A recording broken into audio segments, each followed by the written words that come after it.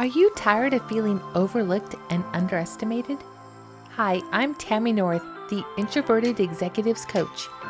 If you're an introverted executive or you're ready to rise to senior leadership, but you're struggling to be seen as a high potential, this podcast is for you. Okay, let's dive right in. I have some real talk for you today. You know those moments at work when you feel like you're just blending in, like you're some kind of hidden gem, but nobody really seems to know how to find you? Yeah, I've been there, and trust me, so have many of the amazing people that I talk to every day. So many people feel just this way. But every time somebody like you shares your story with me, I'm always thinking, wow. If only more people knew just how awesome this person is. You have all of this amazing talent. You have all these ideas, but sometimes it feels like you're whispering in a noisy room. Today I'm going to deep dive into this topic, not just about getting noticed at work, but really it's about celebrating all the cool things that make you, you. Remember, it's not always about the big office or the fancy title. It's about making waves, leaving your mark, and creating your own kind of magic. So if you've ever felt like you're playing small, then grab a cup of coffee and let's chat because, my friend, you are meant for bigger and brighter things. And I'm right here cheering you on every step of the way. Okay, so I want to start off in letting you know how I became known. And I think that might give you some ideas. One of the things you need to do in order to be seen in the high potential pool at work is to become known. People have to recognize you. They have to know you. They have to understand the value that you bring to the world. And they have to understand it so clearly that when certain things come up, they say, oh, you know who we need? We need Christina. She's awesome. This is her specialty. So let me tell you how I became known. And what did I become known for? I became known for my focus on our customer. And I became known for a deep technical expertise and a systems-based focus. And since I worked for the Navy most of my life, either enlisted or as a naval officer or later on as a civilian, then in this case, our customer are the sailors and the officers on the ships. And then my deep technical knowledge and system focus is all about putting those systems onto the ships and making sure that they work as designed. So that's what I became known for. But it didn't happen overnight. Back in my early enlisted days, this was a long, long time ago, I was a systems technician. I was trained on basic electronics and then advanced electronics and then how to manage and maintain entire multi-rack systems. Much later, after years and years, I also became an expert in defense acquisition. And defense acquisitions is the process by which the Navy contracts, develops, and procures the complex systems that go on to the ships or other shore-based commands. After that, I had the opportunity to be at an organization where my job was to care for those exact same systems. And this was making sure that the right people were available, that the right people had the right training, and that the systems themselves were properly maintained and operational in order for the mission to occur. And then I had a number of tours where I went back and forth between that type of job where I was responsible for the manning and the training and the equipping, and then sometimes back to defense acquisition. And I kind of did a little bit back and forth for about 9 or 10 years there. And the entire time I was doing that entire decade of knowledge, I was constantly focused on the sailors on the ship, and I became known for that expertise that I had, but then my extreme passion that the sailors and the officers on the ships had what they needed. Everybody, obviously, who works for the Navy cares about our mission and cares about what we're doing, but not everybody spends all of their energy trying to make sure that the sailors have exactly what they need. Finally, I had an opportunity at an organization that greatly expanded my knowledge, far beyond where I'd even gone across that entire decade. But at that organization, there was an abundance of people who understood training, and even a pretty good amount of people who understood manpower. But actually, there was only a very small number of people who understood the entire spectrum, from the requirements to the contracting to the system development, all the processes, and all of the detail that goes into developing a brand new system and then maintaining the system, and just the entire spectrum of what it takes to take something from a capability to putting it into an operational environment. That entire span of everything that takes, as some organizations, there's just a sprinkling of those types of people. So I had the opportunity to take that knowledge, which basically it helps you understand how to get everything done in the Navy. I don't know how else to explain that, but I'm able to take that knowledge and mix it with my passion for the sailors and the officers. And then all of that mixed together, I've come to a place that there is no challenge that somebody brings to me that I believe we can't fix. I essentially believe we can fix everything. Now, there has to be some amount of decision space in your day to decide some things are higher priority than others, or some things are worth the energy it's going to take, or whatever. There's those kind of trade-offs we make every day because there's only so much time. But I 100% believe that we could fix anything. So if somebody ever tells me, oh, we could never fix that, I just ask them, is that true? And so that's who I've become, a person that comes with this abundance mindset, a lot of expertise of how to make things happen, the understanding that if you get all the right people in across the enterprise on the same page, the ability that you have to make something happen with that type of coalition, we can fix anything. So that's what I became known for, that optimism mixed with expertise and mixed with my deep passion for our customer. All of that together is what I became known for. So what are you known for? What is it that people think to themselves when they think about you? What comes to their mind? What if you weren't in the room? Would people think to themselves, oh, you know what? We need to go get Mary because she is awesome at this thing, whatever it is. Are there people who would call you out as an expert even if you weren't sitting right in front of them? So why does it matter? There are many reasons why it's important to become known for something, especially if you're working in a large organization. We'll talk about a few of them now.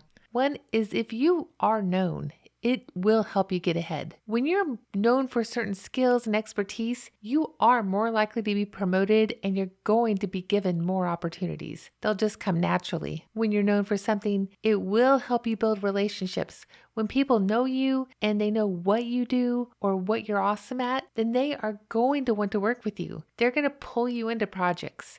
And this will lead to new opportunities and collaborations. It will definitely give you a voice. When you're known, you have a platform to share your ideas and your insights, and this will help you make a big difference in your organization and the world. For instance, now, whenever something happens, often people will turn to me in a room and ask me what I think. And that is because of the body of knowledge that I've built up, but also that people understand the breadth of experience that I have in my wake. When you're known for something, it will make you more marketable. If you're known for your skills and your expertise, you will be more attractive to other organizations. So when you're applying for positions or interviewing, you will have more options and opportunities across your entire career. And often, even if somebody at a different organization asks somebody you know, hey, do you think she'd be a good fit for this position in my company?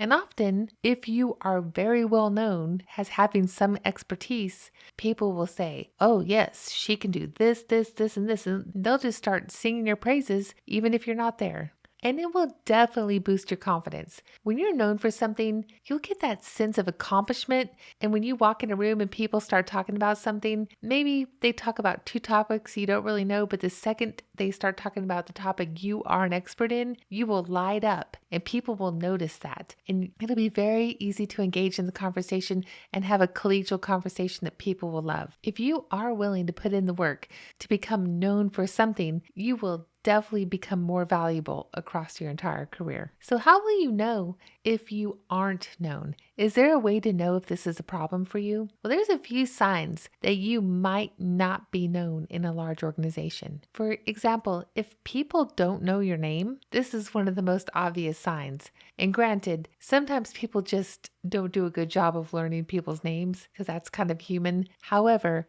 if you realize that a lot of people don't know your name, or that when you're around more senior leadership within your company, if they don't call you out by name, then it doesn't mean anything bad. It just means that they probably haven't had the opportunity to learn much about you, or they don't really understand your expertise or kind of where you fit in the workplace. Because once they make that connection along with your name, they won't forget you.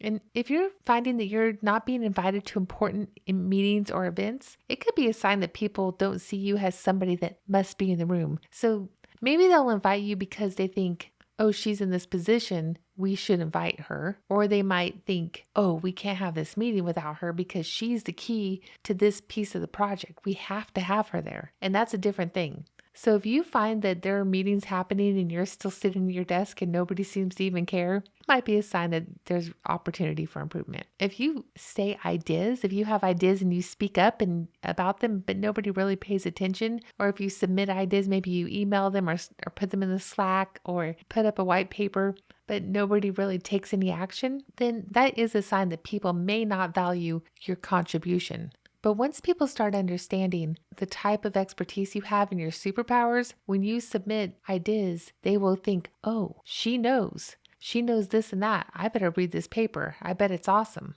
If you're not being considered for promotions or new opportunities, it is a sign that people don't see you as a high potential employee.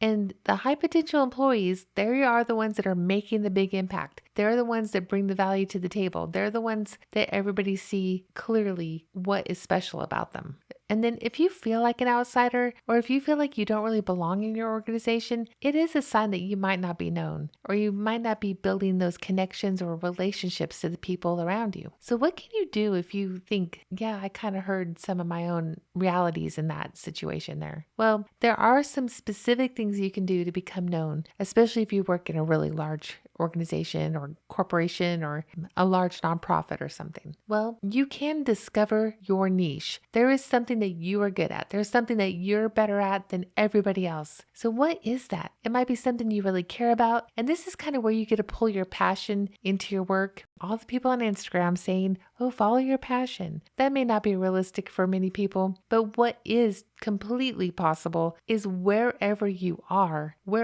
today, wherever you work right now, is to find something that you are passionate about and to pull that into the workplace. So what are you good at? Really focus on developing your skills and your knowledge in this area and become known as that go-to person. This could be writing articles, speaking at conferences, volunteering to lead projects, mentoring other people, staying up to date on the latest trends and developments in your company or your industry. And then once you become even more of an expert, then share your knowledge with others. One of the topics that I cover in quite a lot of depth in my executive coaching program is how to become world class. I spend a lot of energy on that in that program. And one of the ways you become world class, and Tim Ferriss talked about this on one of his podcasts, is kind of the Pareto principle. If you learn 20% of the base 20% about any topic, often just that 20% is going to make you more of an expert than anybody else. And then the other 80% will come as time goes by and you keep learning and evolving. But sometimes you just have to learn that first 10 to 20% and get ahead of everybody else on the knowledge, and you become the expert. And you can choose to do this with any topic there is, even if you don't know much about it today. This is just a decision and it's always available. Another thing you could do is get involved in projects that are visible to other senior people in your organization. This could be volunteering for stretch assignments or leading a cross-functional team, or even just volunteering to be on a cross-functional team. This is a great way to meet people from other departments and learn about different areas of your business. And it also shows that you are willing to go outside of your comfort zone and work with other people. You can also choose to network with other people in your field.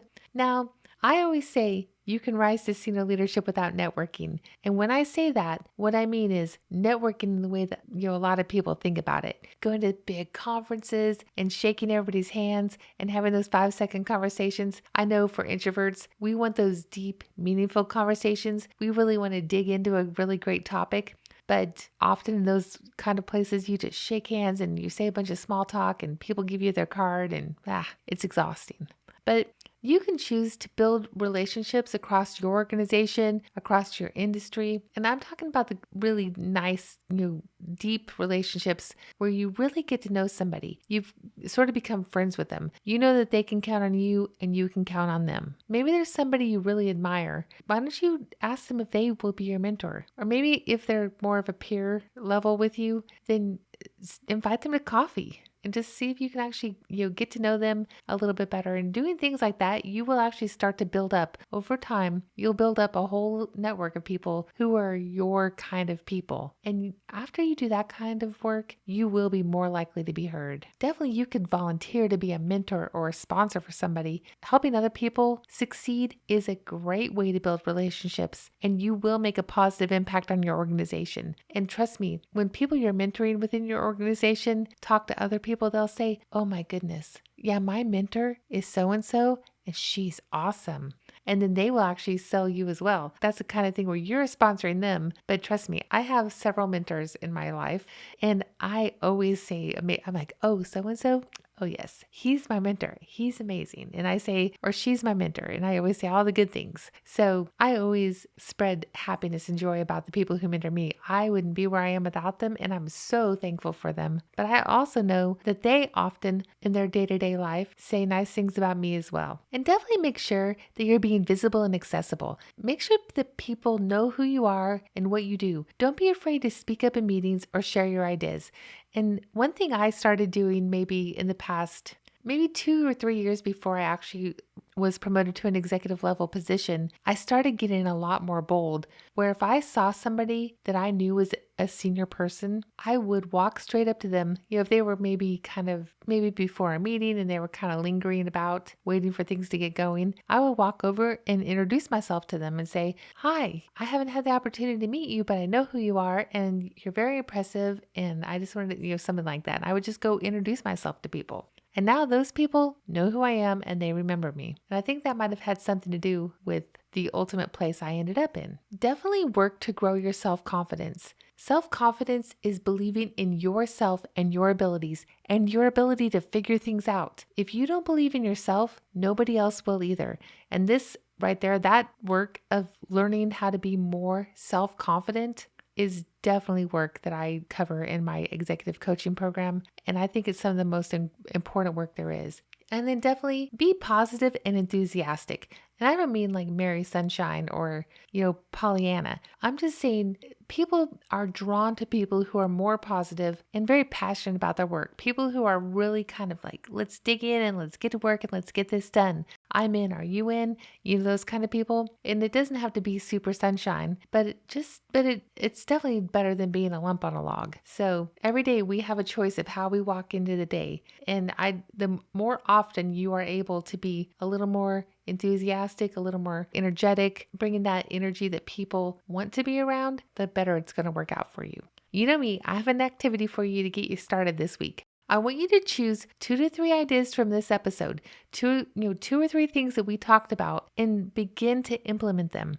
For example, if I said volunteer for a cross-functional team or even lead a cross-functional team, or maybe you could ask somebody more junior if they would like a mentor, or identify your top 3 strengths that are your best superpowers, and then brainstorm ways that you might be able to use them more robustly in your current organization. These are all things. So just pick 2 or 3 things and find ways to start implementing them. The way I do this is literally every day on my planner, I write down things I want to try to incorporate into my day. And sometimes these things take a block of time, and therefore I will schedule it on my calendar. Literally think of what they are, put them in your planner, and then start actively trying to work them into your day. I have a really robust version of this activity where I take my clients through in my executive coaching program, and it takes basically an hour to go through the whole thing, and then we continue to work on it throughout the program. But it is eye-opening when they realize all they have to offer, but yet all that they've been holding back in so many ways that they weren't aware of. So even if you just take a couple ideas from this episode and just start working on them, you will start to be seen in a positive light. It's important to remember that there's no one-size-fits-all approach to becoming known in a large company or corporation or nonprofit. The most important thing is to be yourself and to focus on doing great work. And if you do that, people will notice you. And don't be afraid to ask for help when you need it. There's many people out there willing to help you succeed. So don't be afraid to reach out. And it does take time to build a great reputation, especially if you're in a really large organization. So don't get discouraged. Just keep going. I hope these tips will help you on your journey to becoming more known. You've got this. I genuinely hope this conversation sheds some light into those hidden corners so that you spend less time feeling unseen at work. Just remember, I think you're an absolute rock star, even if the spotlight hasn't quite found you yet. Just keep going. It will work. Keep shining, keep being your wonderful self, and trust me, the right people will notice you. And if they don't, well, you've got me and this entire community right here that sees you and celebrates you. So until the next episode, take good care of yourself, stay radiant, stay bold, and always know I'll be right here cheering you on, always. You can connect with me at Introverted Executive on Facebook, Instagram, and LinkedIn. If you're ready for executive coaching to help you achieve your biggest career goals, subscribe to my weekly Rise and Shine newsletter. There, you'll find out when my program opens for new clients, and you'll also receive weekly tips and activities to continue to make a bigger impact in your own powerful way. You'll find all the information and links down in the show notes. See you next week.